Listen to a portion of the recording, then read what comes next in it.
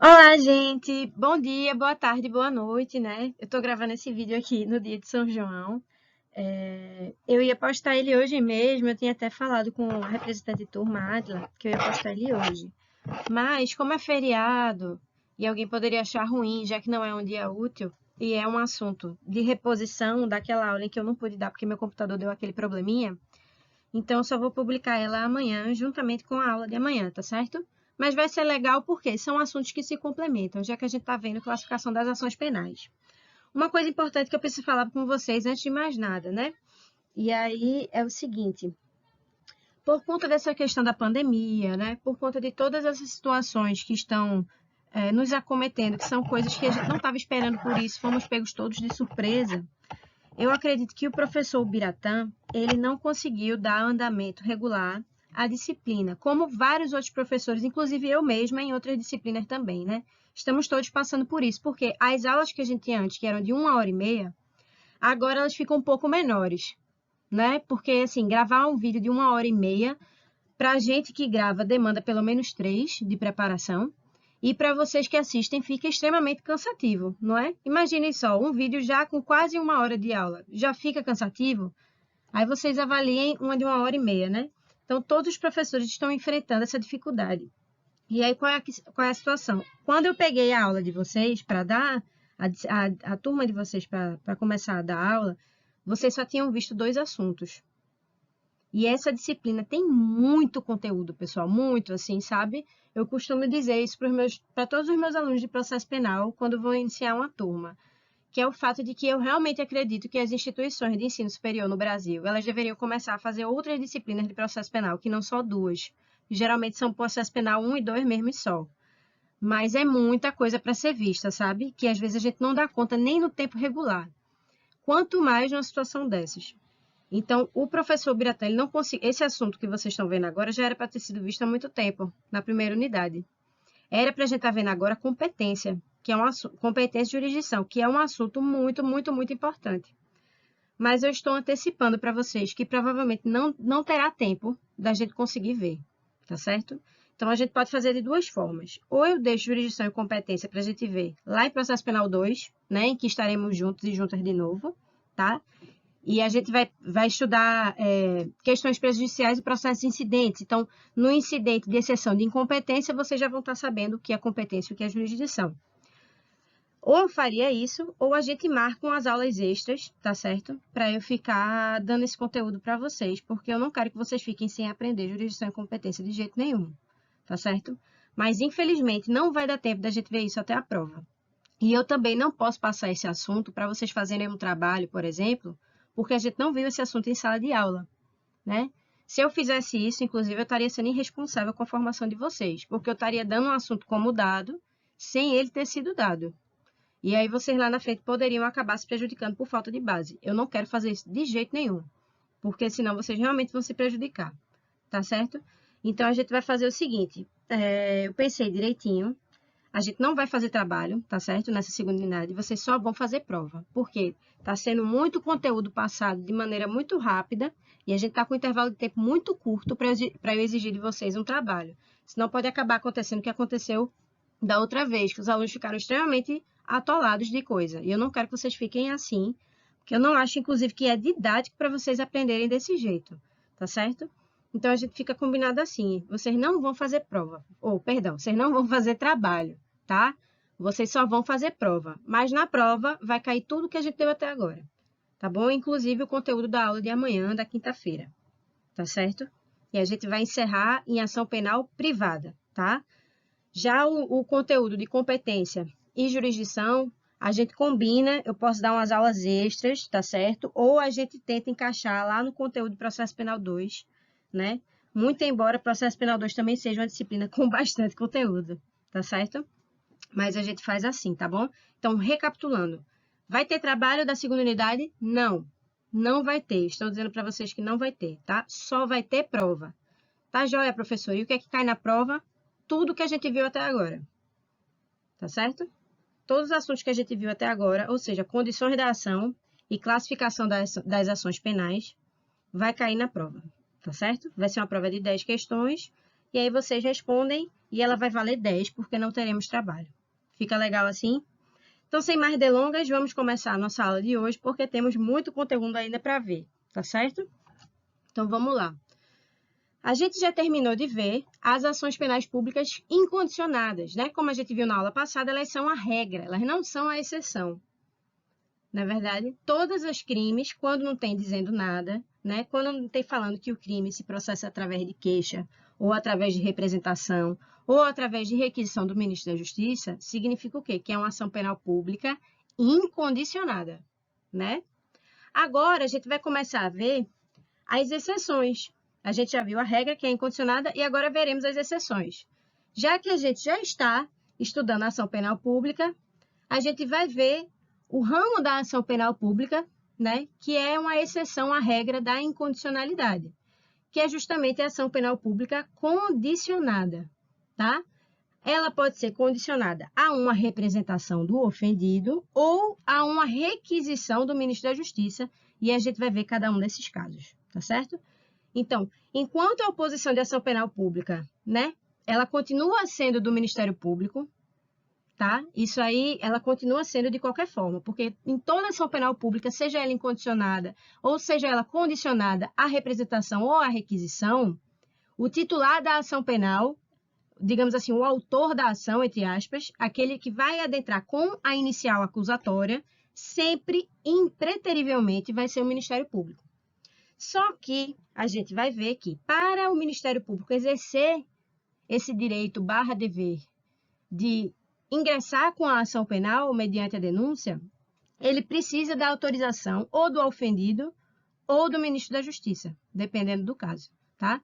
Então, ele não pode, sozinho, de ofício, iniciar o inquérito, iniciar toda a investigação, ele não pode, de ofício, oferecer a denúncia, sem que haja essa representação ou essa requisição, porque são condições de prescindibilidade, de procedibilidade da ação, tá certo? Então, é uma condição de procedibilidade que o ofendido ou o ministro da Justiça, dependendo do caso, autorize o Ministério Público a oferecer a denúncia, tá certo? Então, nessas ações, o interesse público fica relativamente em segundo plano, tá? Considerando que a lesão atinge principalmente o interesse e a esfera privada. Vejam, são situações nas quais a conduta tipificada ela é delicada, porque ela é uma conduta de natureza mista, sabe? Na medida em que ela toca o interesse público centralmente, ela também toca o interesse privado, tá certo? A pessoa que sofre uma lesão cometida por um delito de ação penal pública condicionada, aquele delito, aquela conduta que ela sofreu, tem duas perspectivas. Uma é na esfera do interesse público, tá? Porque o interesse público tem realmente interesse, digamos assim, que aquele crime seja punido, mas ao mesmo tempo, por ser um crime delicado, fica a cargo do ofendido, por exemplo, dizer se ele quer que continue ou não. Porque vai tocar, por exemplo, na intimidade dele, né? Na honra dele em alguns casos, tá certo? Então, a gente vai ver direitinho quais são essas situações, tá? Então, nesse sentido, são crimes nos quais o interesse público nem está tão distante a ponto de ser uma ação penal privada, tampouco tão em evidência para que a ação penal seja incondicionada. Então, o interesse público ele fica ali no meio termo, tá? Ele não está distante o suficiente para a ação penal ser privada, tá? Não é uma coisa que desinteresse à sociedade, mas, ao mesmo tempo, o interesse do particular ele pesa mais para que a ação penal aconteça, pelo menos no primeiro momento, tá certo? Então, o interesse público ele existe, mas ele está em posição secundária e não de destaque, porque na ação penal pública incondicionada, como a gente viu, quem está em posição de destaque é o interesse público, né?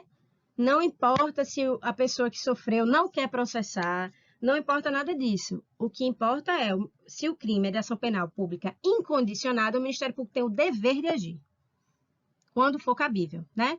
Se houver fumus comissi delicti, se houver as outras condições da ação, então o Ministério Público ele tem esse dever de agir, porque é incondicionado. Mas na pública condicionada, não. Existe o interesse público, mas a gente tem que botar a primeira vítima em primeiro lugar, o ofendido em primeiro lugar, tá? E aí depende, por exemplo, nos casos de representação, que o ofendido se manifeste, ou o representante legal do ofendido se manifeste, dizendo que o ofendido ele realmente quer que aquilo vire um processo, Tá joia? Então, vamos entender melhor, né? A gente viu que a ação pública condicionada, ela pode ser mediante representação do ofendido ou mediante requisição do ministro da Justiça. Primeiro, vamos ver o mais comum, né?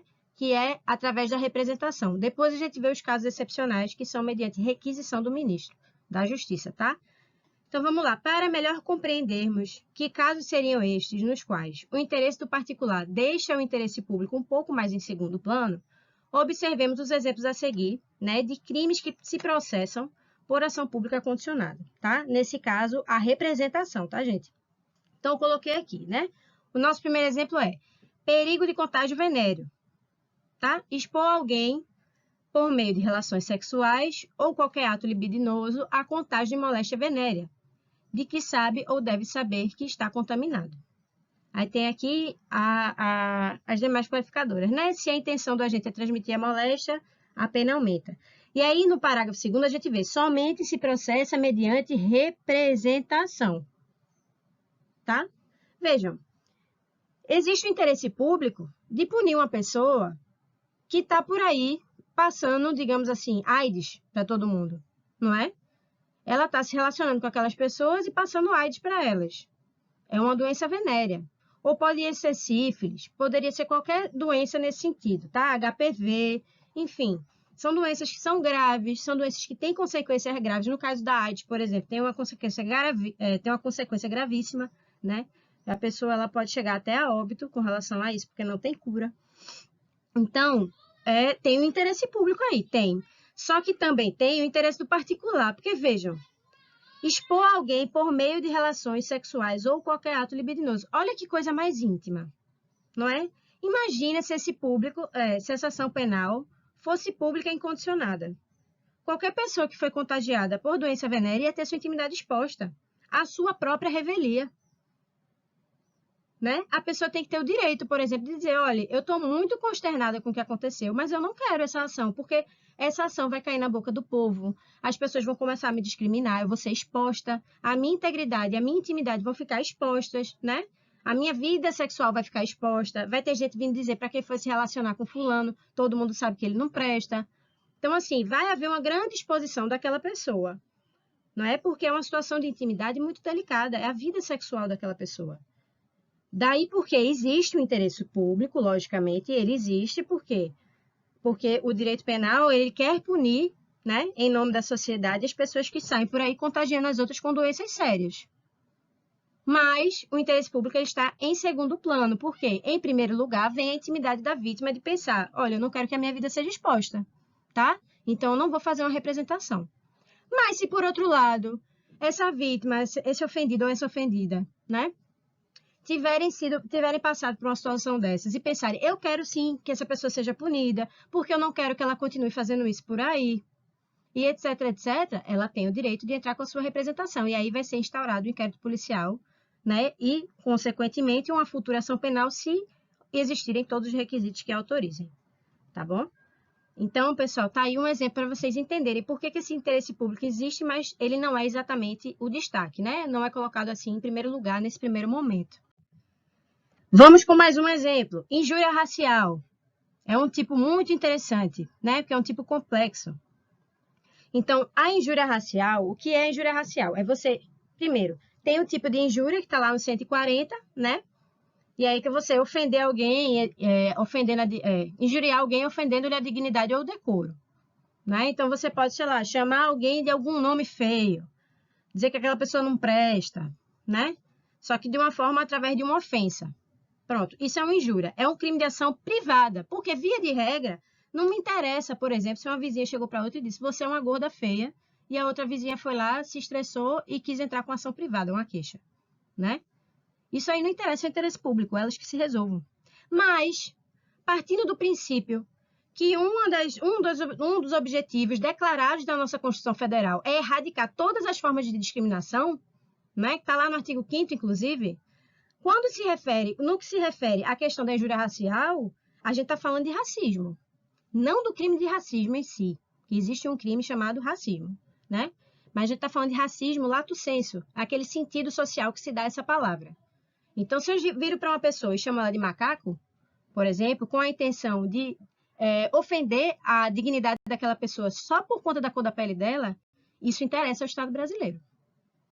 Isso interessa à sociedade brasileira. Por quê? Porque é um dos objetivos do Brasil, de acordo com a nossa Constituição Federal, erradicar todas as formas de discriminação, não é? E uma dessas formas de discriminação é o racismo. Então, existe público. Ok. E, professor, então por que o crime de injúria racial não é um crime de ação pública incondicionada? Porque, vejam, uma pessoa que sofre com injúria dessas, né? Uma pessoa que tem a sua humanidade diminuída meramente por conta da cor da sua pele, ela pode não querer se expor. Ela pode não querer vir ao escárnio público, de sofrer, inclusive, outras violências, né, nesse sentido, por outras pessoas. Então, o que acontece? Então, voltando aqui, eu tive que pausar o vídeo, mas, então, voltando, o que acontece? Por se tratar de um crime que envolve uma ofensa decorrente de uma discriminação racial, existe esse interesse público, mas, ao mesmo tempo, também existe o interesse privado da pessoa que foi ofendida e que, às vezes, não quer se expor. Né? Às vezes não quer passar por um processo, não quer ter sua vida revirada, não quer, enfim, ela quer simplesmente esquecer que aquele episódio horrível da vida dela aconteceu. Ao mesmo tempo, pode ter uma pessoa que não, que fala, eu não aguento mais sofrer racismo, tá entendendo? Eu não quero mais ser discriminada pela cor da minha pele, ou pelo jeito do meu cabelo, ou pela minha ancestralidade, ou por tudo, eu não quero. Isso fere a minha existência, tá certo? E eu quero que aquela pessoa seja punida por isso, para ela aprender que não precisa fazer mais isso. Né? Ela tem esse direito também de entrar com a ação penal. Por isso daí que o legislador optou, né, por colocar essa ação penal como condicionada, tá certo? E aí existem duas exceções, três na verdade, né? Existem três exceções principais ao crime de injúria, que é um crime que via de regra se processa por queixa-crime, ou seja, é uma ação penal privada, que nos interessam aqui. Primeiro é a injúria racial, que é esse que eu estou dizendo para vocês que já é uma exceção, porque ela se processa por ação pública condicionada, né? A gente tem também, no caso do parágrafo 2º, né, que se essa conduta resulta de lesão corporal, etc., ela se processaria mediante ação pública incondicionada, tá? E também tem nos casos em que essa injúria ela é cometida, digamos assim, para ofender o decoro e a dignidade do presidente da República, tá? E a gente vai ver isso um pouquinho mais adiante aqui nessa mesma aula, tá certo? Porque nesse caso ela se processa por uma ação pública condicionada, mas não é a representação, e sim a requisição do ministro da Justiça, por se tratar de uma ofensa à autoridade máxima do país, tá bom? Então tá aí, gente, olha, injúria racial, artigo 140, parágrafo 3º do Código Penal, né? Então, vamos ler o que diz para a gente o parágrafo 3º. Se a injúria consiste na utilização de elementos referentes à raça, cor, etnia, religião ou origem da condição de pessoa idosa ou portadora de deficiência, a pena é aumentada, né? Então, ela passa a ser de 1 ano a 3 anos e multa, tá? E aí, o artigo 145 fala para a gente. Nos crimes previstos nesse capítulo, somente se procede mediante queixa, salvo no caso do 140, parágrafo 2º, se a violência resulta de lesão corporal, tá? E aí, parágrafo único, que é o que nos interessa para esse exemplo. Procede-se mediante requisição do ministro da Justiça, no caso do inciso 1º do capítulo 141 desse Código, que é naquele caso de injúria contra o presidente da República, tá certo? E mediante representação do ofendido, no caso do inciso 2º do mesmo artigo, bem como no caso do parágrafo 3º do artigo 140 desse Código, ou seja, no caso de injúria racial. Tá aí justamente nessa parte finalzinha aqui, olha, do 145. Tá vendo aqui, ó? No caso do parágrafo 3º do artigo 140 desse Código. Que caso é esse? Esse daqui, injúria racial. Então, se processa por representação do ofendido, tá? Ou seja, a pessoa que é racialmente injuriada, ela tem todo o direito do mundo de entrar com a ação penal dela, né? Mas essa ação ela não vai ser entrada de ofício pelo Ministério Público sem qualquer provocação. Tá? Para que o inquérito seja instaurado, inclusive, para averiguar o que aconteceu, é necessária a representação formal da vítima, dizendo que quer que aquilo seja investigado, tá? E aí, aqui embaixo, pessoal, no finalzinho do slide, bem na beira do slide, eu coloquei observação. Não confundir o crime de racismo, né, que está lá na Lei 7.716, em que a ação pública é incondicionada, tá? Eita, Escrevi incondicionada. Troquei as sílabas, né? Troquei o D pelo C. Mas é incondicionada, tá, gente? Por que não se confunde? Vejam só. Injúria racial é quando eu chego para uma pessoa particular e digo assim, você é um macaco, você é uma nega abusada, você é... Não sei, eu falo alguma coisa horrorosa nesse sentido para alguém, né? Por exemplo, a gente teve um exemplo, inclusive, no futebol, se não me engano, um jogador chamado Tinga, que jogava no Cruzeiro, ou era no Grêmio, eu não lembro direito, viu, pessoal? Mas se vocês procurarem no grupo, no Google vai aparecer. Esse jogador, ele foi fazer um jogo normal, ele foi trabalhar, e as pessoas da plateia, do time adversário, começaram a imitar um macaco e a chamar ele de macaco, né? Teve também um outro caso do goleiro, um goleiro que foi jogar no estádio do Grêmio. E aí eu lembro que teve uma moça que ficou gritando para ele, macaco, macaco. Isso é injúria racial. Essa coisa horrorosa é injúria racial, tá? O que seria racismo?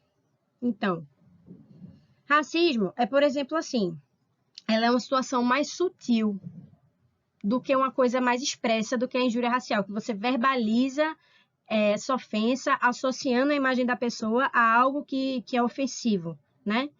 No caso do racismo, é um pouco mais sutil, mas ele é tão perverso quanto. Que é, por exemplo, você negar a entrada de alguém no estabelecimento comercial porque ela é negra. A pessoa que faz isso, ela não precisa nem falar nada. Ela não precisa chegar para a pessoa e dizer, você não vai entrar porque eu acho que você é uma macaca. Você não vai entrar porque você é negra. Você não vai entrar porque eu não gosto de pessoas negras. Ela não precisa falar isso. Mas ela vai barrar a entrada da pessoa com este critério, ainda que ela não fale nada. É um crime difícil de ser provado, né? Porque é muito difícil. Envolve até um exercício de telepatia, para você saber o que aquela pessoa estava pensando quando ela fez aquela ação. Mas em determinados casos fica bem evidente. A gente sabe, infelizmente. Então, por exemplo, vamos pegar um exemplo num condomínio, tá? Um síndico que vai lá e proíbe a entrada de algumas empregadas domésticas, que são negras, pelo elevador social. São obrigadas a entrar pelo desserviço. Isso é um caso clássico, né? Aconteceu, inclusive, com aquela repórter, Glória Maria, que trabalha na Globo, passou anos trabalhando no Fantástico. É uma repórter que todo mundo conhece, extremamente competente, uma mulher linda, inclusive. E ela já contou que uma vez ela foi fazer uma reportagem e barraram ela de subir pelo elevador principal, mandaram ela ir pelo desserviço. Será que se fosse um repórter branco, teriam feito isso? Teriam confundido ele, né, com a outra pessoa? Só porque ela era negra, ela não podia ser uma repórter? E não podia, portanto, ir pelo social? E mesmo que ela não fosse uma repórter, se ela fosse mesmo, sei lá, uma empregada doméstica, uma vendedora, isso não é nenhum demérito. Por que ela não pode ir, né? Pelo elevador social. Ela tem que ir pelo serviço. Então, essas situações configuram racismo. Vejam como é um pouco mais sutil, né? É tão violento quanto, mas não é tão escrachado. Não é aquela coisa de chegar e apontar o dedo e dizer, você é um macaco, entendeu? Porque isso seria injúria racial. Mas é tão perverso quanto, só que se organiza de uma outra forma. Não sei se vocês gostam de samba, mas tem até um samba que fala sobre isso. O nome do samba é Elevador, eu acho. Não, é Identidade, né? Identidade, o nome desse samba, que é do Jorge Aragão. Quem quiser ir procurar, fica à vontade, que essa dica cultural, né? Mas a grande diferença entre injúria e racismo é essa. Então, só para vocês saberem, o crime de racismo, que está tipificado na Lei 7.716, é uma ação pública incondicionada. Certo? Ok. Já o crime de injúria racial, que é uma prática racista também, mas não é um crime de racismo, é um crime próprio, se chama injúria racial, está lá no 140, parágrafo 3º, aqui na nossa frente, né? É um crime de ação penal pública condicionada, tá certo? Então, só se processa a ação penal se houver a representação do ofendido pedindo, requisitando e autorizando que isso seja feito. Ficou claro, gente? Mais alguns exemplozinhos, né? O crime de ameaça, que é um crime, assim, muito comum, né? Ameaçar alguém por palavra, por escrito ou gesto, ou qualquer outro meio simbólico de causar-lhe mal injusto e grave. Parágrafo único, só se procede mediante representação. Lógico, existe interesse público aí subjacente, que é, a gente não quer que uma pessoa perigue, entre aspas, né? O interesse público seria, pela lógica desse tipo, que uma pessoa ela não deveria sair por aí, né, ameaçando as outras de fazer coisas graves com ela, até porque ela pode chegar a fazer, em tese. Mas, ao mesmo tempo, foi uma ameaça dirigida a uma pessoa particular. Então, aquela pessoa ela tem que escolher se ela vai querer expor aquela situação que ela viveu ou não, né? Se ela vai querer processar e ir atrás disso ou não. Então, cabe aí a pessoa escolher. Honestamente, se eu, humildemente, fosse legisladora, eu tinha colocado o crime de ameaça como um crime de ação privada, sabe? Porque esse interesse público aí, ele é meio frágil. Mas, tá aí, foi uma opção do legislador, foi um mês legis, e a gente só aprende, né? E vocês têm que aprender, no caso, que é uma ação penal pública condicionada à representação. Não é uma ação incondicionada, mas também não é uma ação privada. Furto de coisa comum é aquele furto que acontece, por exemplo, não sei, num condomínio, tá? Alguém vai lá e furta alguma coisa que é patrimônio do condomínio. Nesse caso de crime de furto de coisa comum, a ação penal pública não é incondicionada. No crime de furto normal né? No crime de furto que a gente conhece, é um crime de ação pública incondicionada. Mas o furto de coisa comum envolve uma coletividade de pessoas que elas, como é que se dizem? Elas convivem entre si. Porque vejam, olha o que o tipo diz pra gente, né? Vamos ver o caput. Subtraiu o condomínio, co-herdeiro ou sócio. Ou seja, condomínio, os vizinhos entre si, eles convivem. Co-herdeiro, familiares, provavelmente, né? Ou, no mínimo, pessoas que se conhecem. São parentes de alguma forma, mas mesmo que não sejam diretamente, são pessoas que se conhecem, né? Sócio, uma pessoa que você tem uma empresa junto com ela. Então, assim, é muito complicado, né?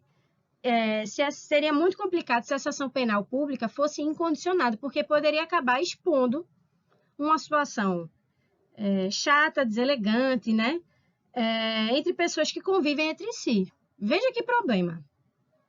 Então, veja, se as pessoas se sentiriam lesadas pela subtração, elas chegarem à conclusão de que é melhor ter uma conversa com aquela pessoa que supostamente subtraiu, pedir para ela pagar uma reparação de dano, né? Pedir para ela comprar uma coisa nova no condomínio, já que ela subtraiu, obrigar ela a fazer algum tipo de outra coisa, elas não precisam, por exemplo, expor aquele condômino, aquele vizinho delas, né? No exemplo do condomínio, a uma ação penal. Veja que desgaste para o condomínio ia ser isso. Ter que entrar com a ação, e aí é processar toda a ação, e as pessoas convivendo no mesmo prédio, se encontrando, né? Ia ser muito delicado, muito delicado. A mesma coisa os sócios, eles têm uma empresa em comum. Aí imagina, se os outros sócios botam outro na justiça, né? E aí expõe o nome da empresa. Então, é uma situação complicada. Por isso que o legislador optou pela ação penal pública condicionada. E aí, nesse caso, né, seria condicionada à representação dos ofendidos, né? Fica aí os exemplos para vocês. Então, para a gente arrematar aí, sobre a representação ainda. Em casos de crimes processados por ação penal pública condicionada, o ofendido autoriza ou não o Estado a promover processualmente a apuração do suposto delito, tá? Então, nestes crimes, o inquérito policial pode se iniciar através da representação do próprio ofendido ou de seu representante legal. A representação do ofendido pode ser feita pelo representante legal do ofendido, pode ser feita, por exemplo, pelo advogado dele, entendeu? Ou por ele próprio, tanto faz, tá? E é o que a gente chama de delatio criminis, postulatória. É como se fosse a delação de um crime. Eles vão lá delatar o crime e postular ao mesmo tempo. Então, a expressão latina que a gente tem no processo penal para essa situação de representação é a delatio criminis postulatória, tá certo? É um ato formal através do qual o ofendido autoriza formalmente o Estado, né, através do Ministério Público, a prosseguir na persecução penal e a proceder à responsabilização do autor do fato, se for o caso, né, se ele realmente for. Então, é uma formalidade que ela vem expressa, tá, no CPP. Inclusive, o inquérito policial, nesse caso, nessas ações públicas, ele só pode ser iniciado dependendo dessa representação. Isso vem expresso no Código de Processo Penal, tá? Olha, vamos ver o que fala pra gente o artigo 5º. Eu tenho certeza que vocês já estudaram ele, excepcionalmente de maneira excelente com o professor Biratã, porque ele é advogado, então, ele é delegado, então ele sabe tudo de inquérito policial. E com certeza vocês já viram isso, né? Nos casos de ação pública, o inquérito policial será iniciado, 2 pontos. Parágrafo 4º. O inquérito nos crimes em que a ação pública depender de representação não poderá, sem ela, ser iniciado. Tá, pessoal? Então, a representação, ela pode ser feita na própria delegacia. Você não precisa mandar a representação para o Ministério Público, não. Tá? A pessoa, por exemplo, acabei de sofrer um crime de ameaça. Estou com medo. Um vizinho me ameaçou de morte, né? Eu sei que esse vizinho, ele tem vários problemas por aí com outras pessoas, já arrumou outras confusões. Então, eu estou temendo pela minha vida. O que é que eu faço? Eu organizo minhas coisas, né? Pego a mensagem que ele me mandou do Zap me ameaçando e vou lá na delegacia. Quando os policiais eles forem colher essas informações comigo, vai ter um momento, pode ser no mesmo dia, eles podem até me chamar numa outra ocasião para eu fazer isso formalmente, em que a pessoa que me atender, provavelmente ou vai ser o escrivão, ou vai ser o próprio delegado, vai perguntar: você tem o interesse de representar? Se você falar não, eles vão arquivar aquele boletim de ocorrência e não vão abrir o inquérito policial. Se você falar tenho, ou mesmo chegar lá com um papel formal dizendo que tem interesse, né? Uma espécie de peça pré-processual, junto com o seu advogado, e apresentar, aí eles vão abrir o inquérito e vão dar continuidade à investigação. Ou, no caso, vão começar a investigar, tá certo? Então, é um ato formal, e sem esse ato formal de representação, seja verbal, seja por escrito, o inquérito policial ele não pode ser aberto em caso de ação penal pública condicionada. Então, se for um crime de ameaça ou um crime de injúria racial, né? Teve uma vez que eu fui representar uma senhora que sofreu um crime de injúria racial, era a mãe do amigo meu. E aí, uma discussão lá, uma pessoa que não gostava dela, xingou ela de uma maneira horrorosa, que eu não quero nem reproduzir aqui, mas que foi injúria racial. E ela chorou bastante, ficou muito consternada. A gente foi lá na delegacia e eu preparei uma representação para ela. E a gente foi lá, né, para abrir o boletim de ocorrência e ela formalmente representou, né, pediu, requereu a representação para que o Ministério Público atuasse no caso e abrisse a ação penal quando fosse possível, certo? Então, ainda na representação, né? A representação do ofendido é uma espécie de pedido e autorização ao mesmo tempo, tá, gente? Porque, assim, na medida em que você está pedindo que o Ministério Público atue, você também está autorizando que ele faça isso. Não é verdade? Então, você tem que provocar, digamos assim, a justiça e, a partir daquela provocação, a máquina judiciária vai andar. A polícia vai investigar e o Ministério Público, posteriormente, vai dar andamento àquela ação, se for cabível, né? Então, através através da representação, o ofendido ou seu representante legal expressam o desejo de instauração da ação, autorizando a persecução penal. Como vimos, ela é necessária até mesmo para a própria abertura do inquérito policial, constituindo-se na delatio criminis postulatória, que foi o que a gente acabou de falar, tá certo? Isso aqui é um resumo do que a gente acabou de ver.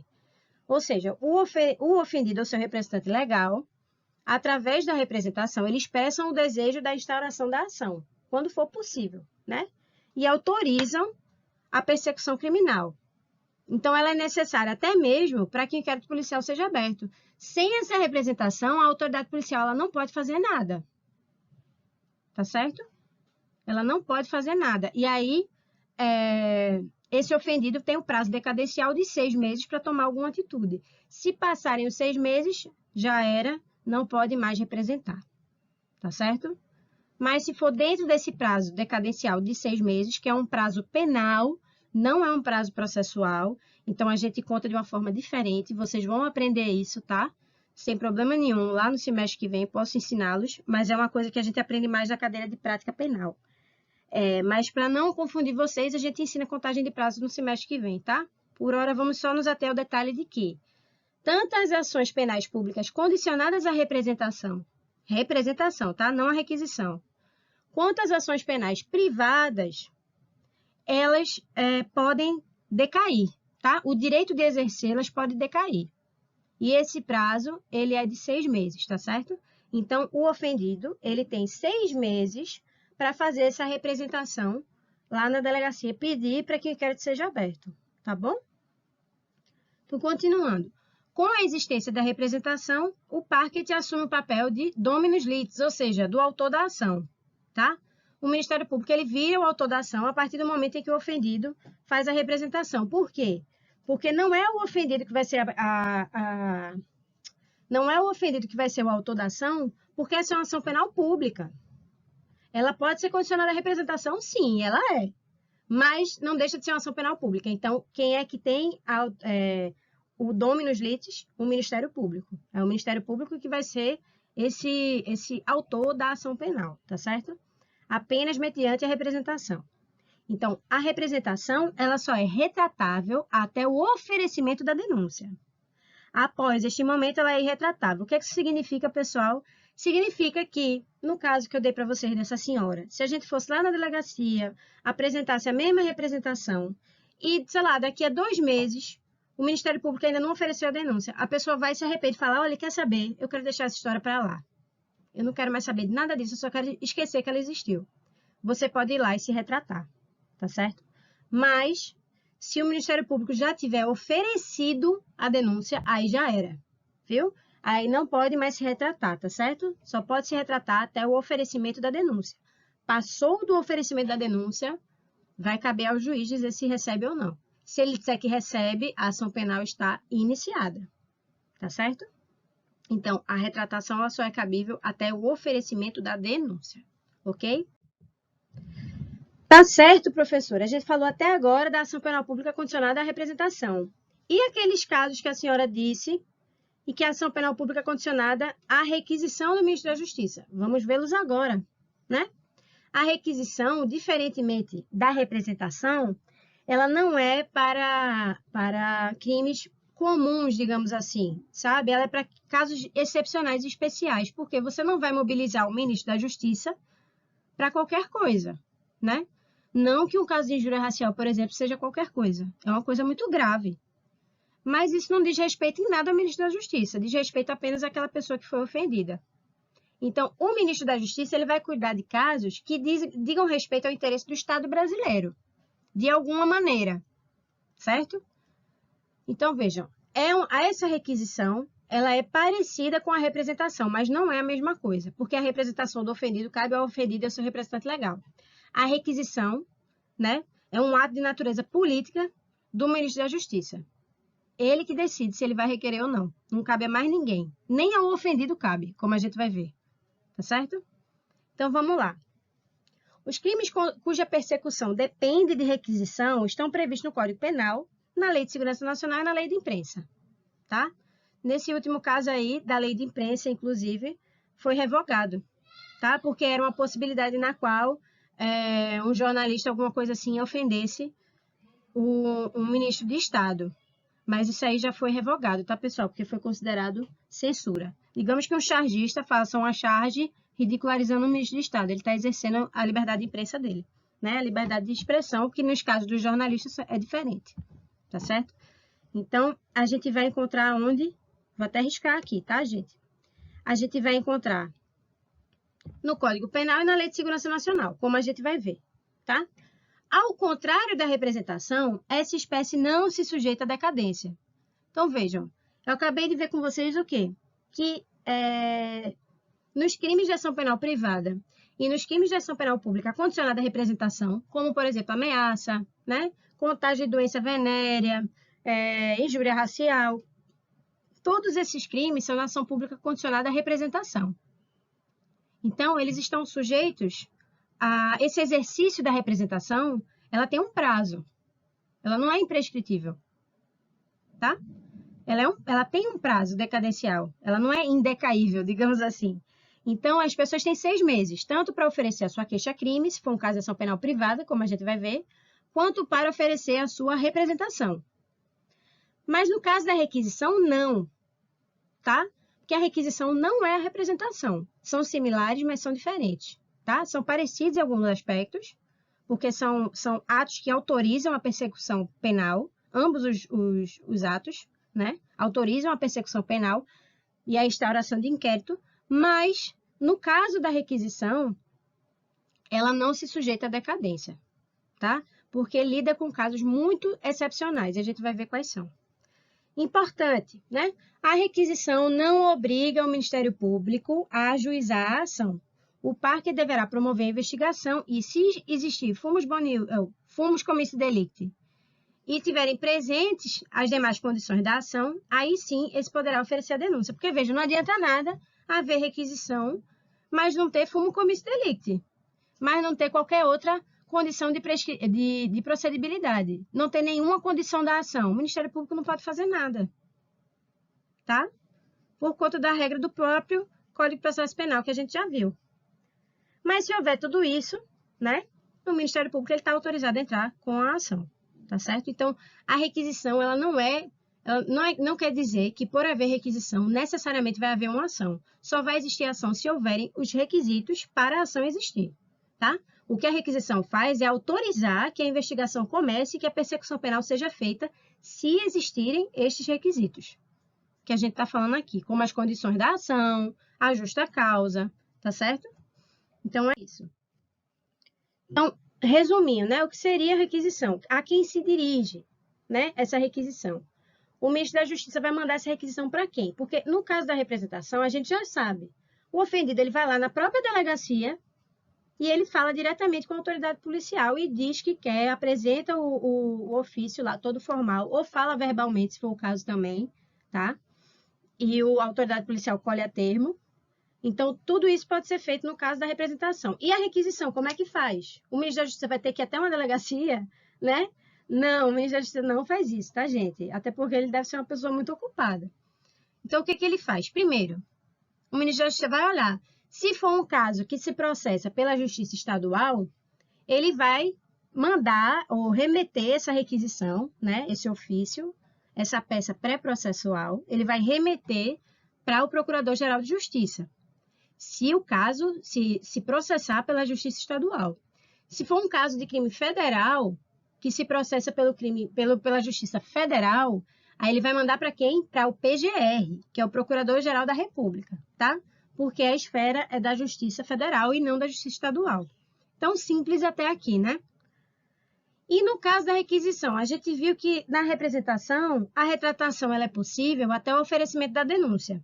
E na requisição, ela é possível também? Veja, existe uma discussão na doutrina para saber se seria cabível ou não, tá? Porque a lei, ela não é expressa, ela é omissa. Então, para a doutrina majoritária, até por uma analogia em relação à representação, poderia sim, né, você se retratar, o ministro da Justiça, ele poderia se retratar, tá certo, dessa requisição, até o oferecimento da denúncia, ok? Passou do oferecimento, já era, e aí não pode mais, assim como a representação. Mas existe uma doutrina minoritária que diz que não poderia, né, essa retratação, porque não há previsão expressa na lei, a lei foi omissa realmente, a lei não fala nada sobre isso. Então tem essa discordância aí, mas né, nesses casos em que existe uma discordância entre doutrina majoritária e minoritária, a gente tende a ficar com a doutrina majoritária, né? Mas só para vocês entenderem aí, inclusive porque o exercício do direito ele não deve ser acrítico. Se vocês concordarem com a doutrina minoritária, ótimo, né? Inclusive isso dá um excelente motivo para escrever um artigo, digamos. Você discorda do fato de que a doutrina majoritária diz que deve ser aplicada uma analogia aí com a representação. Mas você entende que seria uma analogia malapartem, por exemplo, e aí você pode até escrever um artigo científico muito interessante sobre isso, tá? Mas não existe consenso a respeito disso, inclusive porque são casos extremamente raros, e acredito, né, que na história jurídica brasileira ainda não passamos por nenhum deles, então até lá vai ficar a discordância, tá certo? Então, exemplos de requisição, vamos lá. Quais seriam essas situações, né? Bom, eu vou botar um exemplo mais clássico, né, de ação penal pública condicionada à requisição do ministro da Justiça, que é o que vocês vão mais encontrar nos manuais, que é injúria contra o presidente da República, que está lá tipificada no artigo 141, inciso 1º, tá certo? A gente sabe, porque a gente já falou no início dessa aula, que os crimes contra a honra em geral, que são eles injúria, calúnia e difamação, são crimes que, via de regra, se processam mediante queixa-crime, ou seja, são oriundos de ação penal privada, né? Mas, nesse caso aqui específico, por se tratar de uma injúria contra a autoridade máxima do Poder Executivo, não é? Que é o nosso presidente da República ou a nossa presidenta, dependendo do caso, essas ações elas seriam públicas condicionadas à requisição do ministro da Justiça, tá certo? Então, pode ser, inclusive, contra o presidente da República ou até um chefe de governo estrangeiro, né? Um chefe, não sei, o embaixador da China, digamos assim. Então, vai caber ao ministro da Justiça, entendendo ou não, ele vai ter que fazer aquele juízo político, por isso que a requisição ela tem uma natureza política, tá? Porque ele vai ter que analisar a conjuntura política do país, ver se é tático ou não, por exemplo, ele se vai expor mais o presidente, ele requerer uma ação, né? Se vai agregar mais ou agregar menos politicamente, porque pode ser, inclusive, que acabe sendo um tiro no próprio pé, que a opinião pública fique contra o presidente, que acha aquilo injustiça, tá entendendo? Então, tudo isso tem nuance política. Então, cabe ao ministro da Justiça, né, que é um cargo do Executivo, é um cargo político, é um cargo de indicação do presidente. Então, cabe a ele decidir se vai haver ou não esse processamento, tá? E aí, uma vez que ele faz a requisição, nesse caso seria para o PGR, né? Afinal, estamos falando do presidente da República ou da presidenta. Então, nesses casos, ele faria a requisição para o PGR e aí a PGR daria continuidade, tá? Então, vamos ver aí, né? Quais seriam os artigos que a gente utilizaria, por exemplo, se a gente fosse o ministro da Justiça, né? Para formular a nossa requisição. A gente teria que usar o quê? O 141, inciso 1º, cumulado com, e parágrafo único também, e o parágrafo, o 141, inciso 1º, cumulado com o parágrafo único do artigo 145 do Código Penal, tudo isso junto com o artigo 26 da Lei de Segurança Nacional, que é a 7.170, de 83, tá? Então, vamos ler. Olha aí, o 141. As penas combinadas nesse capítulo aumentam-se de 1/3 se qualquer dos crimes é cometido, inciso 1º, contra o presidente da República ou contra chefe de governo estrangeiro, tá? E aí, parágrafo 1º do 145. Procede-se mediante requisição do ministro da Justiça, no caso do inciso 1º do caput de 141 deste Código, mediante representação do ofendido no caso do inciso 2º do mesmo artigo, bem como do parágrafo 3º de 140. Então, o que esse parágrafo 1 está dizendo para a gente? Que esse artigo que a gente acabou de ler, de 141, inciso 1º, ele se processa mediante requisição do ministro da Justiça. Ponto. Então, um crime de injúria contra o presidente da República ou contra chefe de governo estrangeiro só se processa mediante requisição do ministro da Justiça, tá? E aí a gente tem a tipificação também dos crimes de calúnia e difamação, porque nesse caso 141, né? Ele está bem próximozinho do crime de injúria, ele está logo em seguida do crime de injúria, mas ele também se refere ao capítulo inteiro. E aí a Lei de Segurança Nacional, para arrematar, né? Ela coloca expressamente que caluniar ou difamar o presidente da República, o do Senado Federal, o da Câmara dos Deputados ou do Supremo Tribunal Federal, imputando-lhe fato definido como crime ou fato ofensivo à reputação. Pena de reclusão de 1 a 4 anos. Então, por mais que esse artigo 141 ele esteja junto do inciso do artigo de injúria, se for um caso de calúnia do presidente da República, né? Ou difamação também, você também pode usar o artigo 26. Tá certo? Então, fica aí esse exemplo para a gente, que esse é um exemplo de ação penal pública condicionada à requisição do ministro da Justiça, tá? Professora, e se o presidente da República ele foi injuriado? Tá, ok, certo. E aí, o ministro da Justiça ele não faz nada. Ele não manda requisição nenhuma, mas sendo que o presidente da República ele quer que aquela ação penal seja condicionada, ele pode oferecer a requisição? Não, ele não pode, tá? É um ato político exclusivo, é uma atribuição exclusiva do ministro da Justiça. Não cabe ao presidente da República, tá? Mesmo que ele queira, a injúria foi contra ele. Mas como não é questão de representação do ofendido, e sim de requisição do ministro da Justiça, ele não pode. Ele, na condição do ofendido, não pode. Se fosse um crime, um outro crime que se processasse por ação pública condicionada à representação, ele poderia. Mas, nesse caso, ele não pode de jeito nenhum, porque é um ato exclusivo do ministro da Justiça, tá certo? O que ele poderia se ele ficar muito chateado com esse ministro, que o ministro não entrou com a requisição, ele pode trocar o ministro. Isso ele pode fazer, realmente ele pode. Né? Porque quem indica os ministros dele é ele mesmo. Mas, essa questão da requisição é um ato exclusivo do ministro da Justiça. Então, mesmo que o ofendido, que no caso é o presidente, queira muito que a ação seja processada, se o ministro da Justiça não fizer nada nesse prazo decadencial de 6 meses, a ação não será aberta, tá certo? Continuando, né? Crimes cometidos por brasileiro no estrangeiro, ou seja, em outro país, é um outro exemplo. Então, a gente tem aí o artigo 7º do Código Penal, inciso 2º, a linha B e parágrafo 2º. Vamos ver. Ficam sujeitos à lei brasileira, embora cometidos no estrangeiro, os crimes praticados por brasileiro. Aí, nos casos do inciso 2º, a aplicação da lei brasileira depende do concurso das seguintes condições.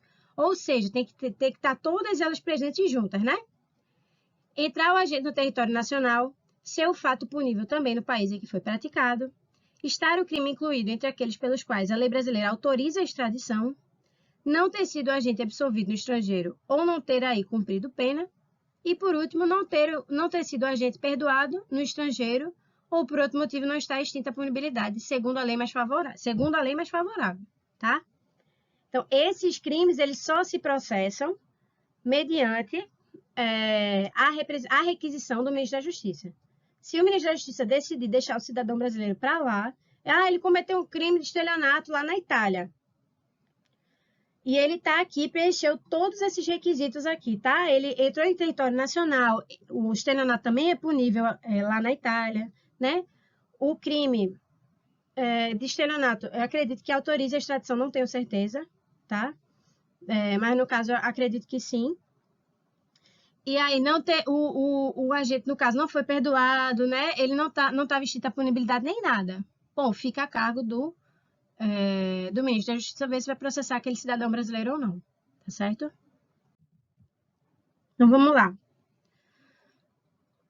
Quais são os princípios da ação pública condicionada? A gente aprendeu os princípios da ação pública incondicionada, né? Então, o que insta a gente a saber? Que esses princípios, eles são os mesmos para a ação pública condicionada também, porque também é uma espécie de ação pública. Esses princípios, eles só são diferentes quando for caso de ação penal privada, como a gente vai ver. Mas em crimes de ação penal pública, seja ela condicionada ou incondicionada, os princípios são os mesmos, tá? Então, vamos recapitular, né? O princípio da legalidade, que é o mais óbvio de todos, né? O da indisponibilidade, né? Que significa que a pessoa não pode dispor daquilo. A gente viu que, inclusive, isso aí falando em ação penal estrito sensu, né? Porque a gente viu, inclusive, que uma vez que a denúncia é oferecida, ela é irretratável, não é? Não se pode mais retratar. Então, exercido o direito de requisição ou de representação e oferecida a denúncia, a ação penal é irretratável. Ela não é disponível mais, né? Intranscendência. A gente não pode estender os efeitos dessa ação penal a outras pessoas que não têm nada a ver com a prática daquele delito. Não importa se é o irmão, se é a mãe, se é um parente muito próximo, não importa, né? Princípio da oficialidade. Botei uns asteriscos aqui, porque a gente sabe que a ação penal ela tem que ser processada mediante atos oficiais e, no caso da ação penal pública, ela é processada de ofício, né? Já no caso do Ministério Público, já no caso da ação pública condicionada, para não haver confusão, eu coloquei esse asterisco aí, por quê? O Ministério Público ele só vai agir de ofício se ele for requisitado, né, ou representado para fazer assim. Se ele for, ele vai agir de ofício. Não é verdade? Porque aí, uma vez que ele oferece a denúncia, não tem mais como se retratar. Ele já ofereceu de ofício. Ele não precisa, uma vez que ele já recebeu a autorização, seja do ofendido, seja do Ministério da Justiça, ele não precisa esperar mais ninguém para perguntar se ele pode entrar com aquela ação ou não. A representação e a requisição foi feita. Então, ele vai entrar, né? A menos que se retrate até o oferecimento da denúncia, ele vai agir de ofício.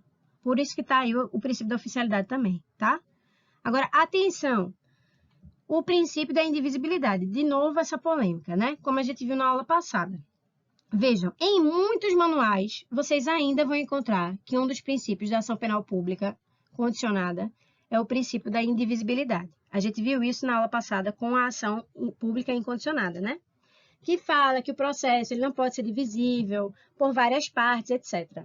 Só que, como a gente também viu na aula passada, a jurisprudência ela já deixou esse processo obsoleto, ela já deixou esse princípio obsoleto no caso das ações penais públicas, né? A gente viu, inclusive, falou sobre isso. Então, eu estou fazendo essa ressalva por quê? Para você não se confundir na hora que você for estudar para algum manual, tá? Porque se você for ler lá no manual e tiver lá dizendo que um dos princípios da ação penal pública condicionada é a indivisibilidade, você vai ficar se perguntando, ué, mas o Ministério Público ele não pode editar a denúncia? Não é? Ele não pode incluir mais réus, se for o caso, que foi o que a gente falou na aula passada. Então, você pode ficar confuso, tá certo? Então, em que pesem alguns manuais ainda dizerem que a ação penal pública condicionada ela é indivisível, na prática, a nossa jurisprudência fala que não é, tá certo? Que não se aplica mais. E aí eu coloquei aqui uma jurisprudênciazinha do TRF4 que eu achei muito legal pra gente, porque ela é pequena e direta, né? Ela fala assim, ó, processual penal, habeas corpus, operação Rodin, alegação de ofensa ao princípio da indivisibilidade da ação penal pública, inocorrência, precedentes jurisprudenciais. Então, na linha da jurisprudência sedimentada nos tribunais superiores, né, quais sejam STJ e STF, né, inaplicável o princípio da indivisibilidade da ação penal pública. Ponto. Então, isso vale tanto para condicionada quanto para incondicionada, tá certo? Porque aqui só fala em ação penal pública. Então, nos casos de ação penal pública, seja ela condicionada ou incondicionada, né, a denúncia ela pode ser aditada. Você pode incluir mais réus. É diferente do caso das ações penais privadas, como a gente vai ver, que quando a gente deixa de fazer a queixa em relação aos outros réus, ou no caso aos outros supostos autores, a gente está renunciando tacitamente, tá bom? E aí, para finalizar essa aula, gente, sobre a ação penal pública condicionada, a gente vai falar um pouquinho sobre a Lei 13.964, mas é bem rapidinho, que ela trouxe uma inovação com relação a esse tipo de ação penal pública, né? Ela aumentou os rolos, ela aumentou o rol desses crimes que se condicionam, né, à representação. Nesse caso, a representação do ofendido. E aí ela incluiu, dentro desse rol, o artigo 171, né, que é o artigo que fala sobre estelionato, tá bom? Fez isso incluindo o parágrafo 5º nesse artigo que não existia antes. Então, enfim, essa lei, que é recentíssima, né? Que inclusive aqui está de 2020, mas na verdade ela é de 2019, ela é de dezembro de 2019, tá? É a 13.964 de 2019. Deixa eu até alterar aqui, mas no slide de vocês vai estar corretinho, tá certo? Vou botar aqui, fazer um 9 aqui. Pronto. Só para a gente terminar. Nossa, ficou horroroso, porque é muito difícil escrever com esse touchpad do notebook. Bom, então, essa lei que é conhecida como lei anticrime, inclusive eu acho esse nome péssimo, porque eu não desconheço uma lei penal que seja a favor do crime, né? É uma lei anticrime, mas assim, isso não quer dizer nada, assim, esse nome dessa lei é meramente retórico, né? É uma retórica política, inclusive. Mas, enfim. Então, ela é uma lei polêmica, né? Trouxe várias inovações, tiveram várias coisas, inclusive, foram muito positivas, como o juiz de garantias, né? Mas tiveram algumas outras coisas que deixaram algumas pessoas meio confusas. Uma dessas inovações, que foi até bastante polêmica, foi essa questão do estelionato. Porque o estelionato ele deixou de ser uma ação penal pública incondicionada para virar uma ação penal pública condicionada. E a regra do estelionato agora é essa. A exceção é que ela seja incondicionada, tá? Então, pela nova lei que já está em vigor, este crime passou de uma ação penal pública incondicionada, né, processada mediante recebimento da denúncia do Ministério Público, apresentada de ofício, né, para ser uma ação penal condicionada à representação. Então, ela depende da representação do ofendido. Agora, tá? Uma pessoa que leva um golpe por estelionato, ela agora tem que manifestar o seu interesse de que haja persecução penal, tá bom? Acredito que a mens legis desse dispositivo do parágrafo 5º que foi inserido era justamente porque algumas pessoas ficavam constrangidas, porque se submeteram a situação de golpe, né? E aí poderiam ser ridicularizadas, podiam ser feitas de chacota, ou pode ser uma humilhação pública. Deve ter sido essa a intenção do legislador, a mens legis, né? Quando colocou lá condicionada à representação, tá? Porque antes realmente era incondicionada. A nova lei mantém, contudo, o estelionato como ação penal pública incondicionada nos casos em que ele for praticado contra a administração pública, de forma direta ou indireta, contra crianças e adolescentes, pessoas com deficiência mental ou maior de 70 anos ou incapaz, tá? Então, essas são as exceções. Nesses casos aqui, ela vai ser incondicionada, porque o golpe atingiu a administração pública direta ou indireta, atingiu criança, adolescente, atingiu idoso maior de 70 anos, né? São pessoas que são alvos de proteção, né, primordiais da esfera jurídica. Pessoa com deficiência mental, pessoa incapaz. Então, essas pessoas elas têm que ser tuteladas, elas têm que ser protegidas pelo Estado. Por isso que a ação penal é pública incondicionada. Nesses casos, tá? Mas é a exceção. A regra é que nas pessoas comuns, ela tenha virado ação penal condicionada à representação. E aí, para encerrar, coloquei aí o que é que fala esse parágrafo 5º para a gente ver. Artigo 171. Obter para si ou para outrem vantagem lícita em prejuízo alheio, introduzindo ou mantendo alguém em erro mediante artifício, ardil ou qualquer outro meio fraudulento. E aí o parágrafo 5º. Somente se procede mediante representação, salvo se a vítima for a administração pública direta ou indireta, criança ou adolescente, pessoa com deficiência mental ou maior de 70 anos de idade ou incapaz, tá? Então, salvo esses casos desses incisos de 1 a 4, o crime de estelionato passa a ser condicionado à representação, tá? Por hoje é só, pessoal. Um ótimo São João para todo mundo. Fiquem com Deus e até a aula que vem.